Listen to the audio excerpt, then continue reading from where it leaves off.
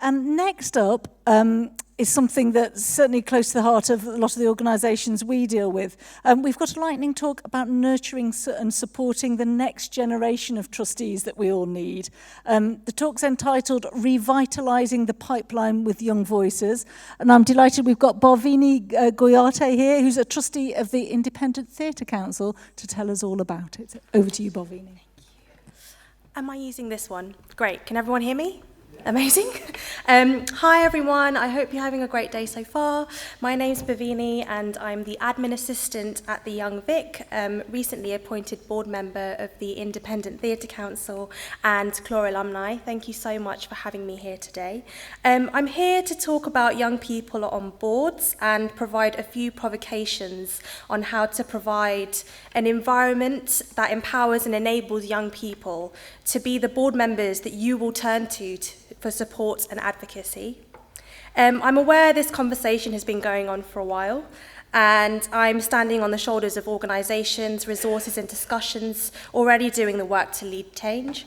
A few examples. So the Young Trustees Movement, which is a movement to improve the quality and quantity of young trustees in England and Wales by committing to doubling the number of trustees that are aged 30 and under, on charity boards by 2024. Just so you know, the current figure is just under 3%, so there's a lot of work to do. The Cultural Governance Alliance, who have brought us here today to provide a wealth of reports in their practical guides and knowledge library on diversity on boards and diverse recruitment, including the Charity Commission's A Breath of Fresh Air, a report, and the Arts Council Young Trustees Guide. The Roundhouse, who started their Youth Advisory Board in 2002 and have been recruiting young trustees since 2005, were commissioned by the Arts Council in 2015 to create a guide called Guided by Young Voices, how to include young people on your board and in your decision-making process. And finally, fundraising consultant Dana Seagull wrote a really great article in Arts Professional called Nothing But a Number, Young People on Boards, using her experience on how to refocus your governance structures. So a bit about me. I've been working in arts administration for 5 years, particularly focusing on executive assistance, governance, internal and external communications, HR and recruitment. I've actually been minuting board meetings for 3 years, and I've been part of a board for about 6 months.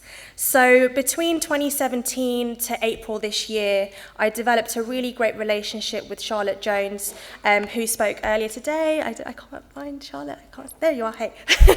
And this was through my involvement in the Artistic Director Leadership Programme, which was a programme to nurture diverse leadership with a particular focus on racial diversity. So in March this year, she got in touch and asked if I'd like to consider applying for the ITC board because they were recruiting for new trustees.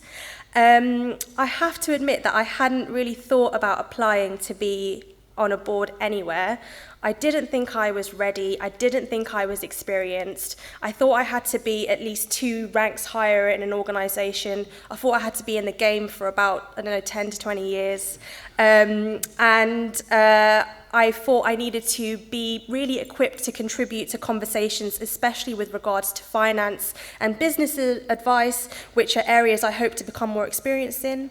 And all of this was despite my various beliefs about board diversity and diversity in general. I still felt like this. So nonetheless, I bit the bullet and I applied.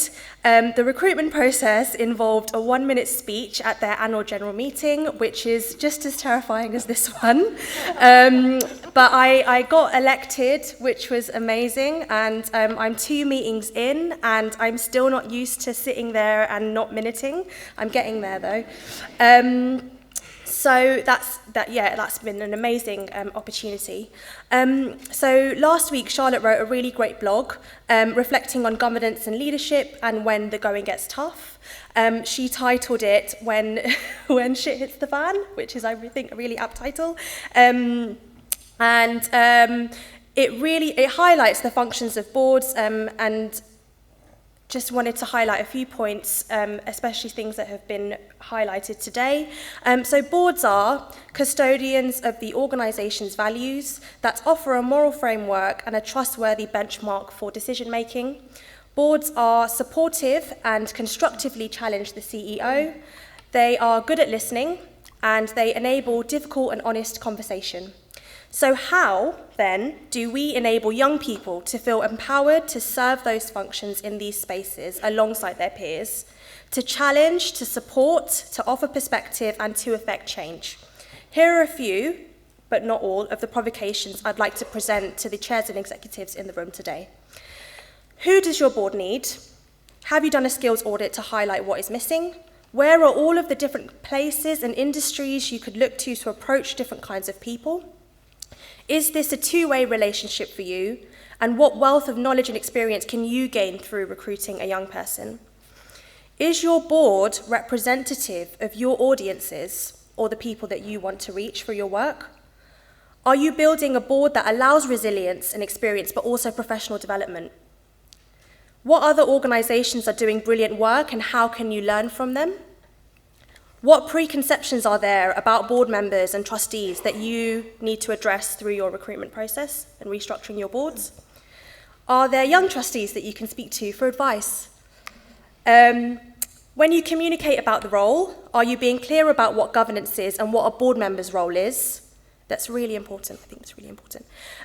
Where are you posting the role? Public advertising, yes, but where are you putting this opportunity to allow different kinds of people to see it? How are you communicating your organisational values? Can you hold briefings in the application stage? Personally, working in arts recruitment, I think this is really important for a lot of the roles. When you recruit your person or your people, are you giving board-wide inductions on what your needs are as an organisation and how the board can support you? What is the chair's role in making sure that all voices are heard and facilitated in board meetings? And are you pushing your trustees to be critical thinkers and supporters?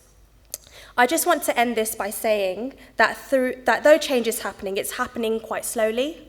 The conversation needs to open up from how to get young people onto your board to how to keep young people on your boards. Board diversity not only interrogates the recruitment process, but it also interrogates the structure and culture of your governance processes. Thank you.